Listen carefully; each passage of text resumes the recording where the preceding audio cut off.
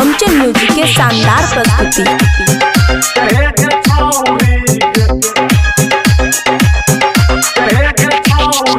DJ राजा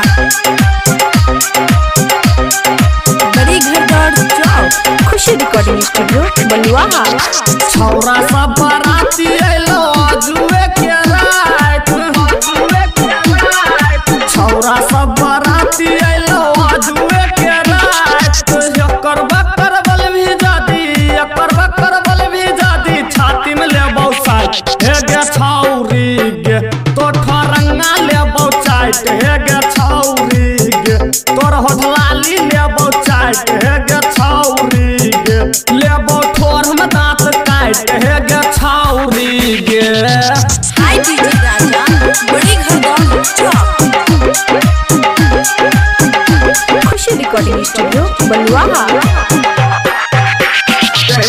DJ राजा बड़ी घरदौड़ चौक। पूरी सब्जी खियाने रही सोमे के रात,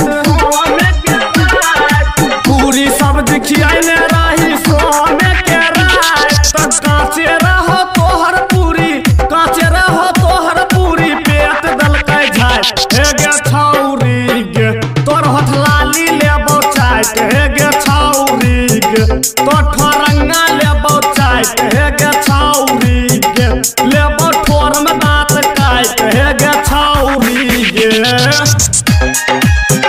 हे गे छौरी गे। खुशी रिकॉर्डिंग स्टूडियो बलुआहा। हे गे छौरी गे। डीजे राजा बड़ी घरदौड़ चौक। भैर मुँह सुपारी ठुस के दै छी जरल गाय, दै छी जरल गाय। भैर मुँह सुपारी ठुस के दै छी जरल गाय। छौरा के जे मुड सनकतौ, बरतिया के जे मुड सनकतौ, दांत लेतौ काट। हे गे छौरी गे तोर होठलाली लेतौ चाट। हे गे छौरी गे तोर ठोरंगा लेबौ चाट। हे गे छौरी गे लेबौ ठोर में दांत काट। हे गे छौरी गे। हाय डीजे राजा बड़ी घरदौड़ चौक,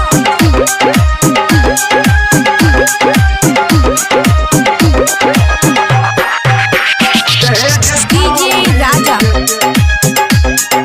बड़ी घरदौड़ चौक।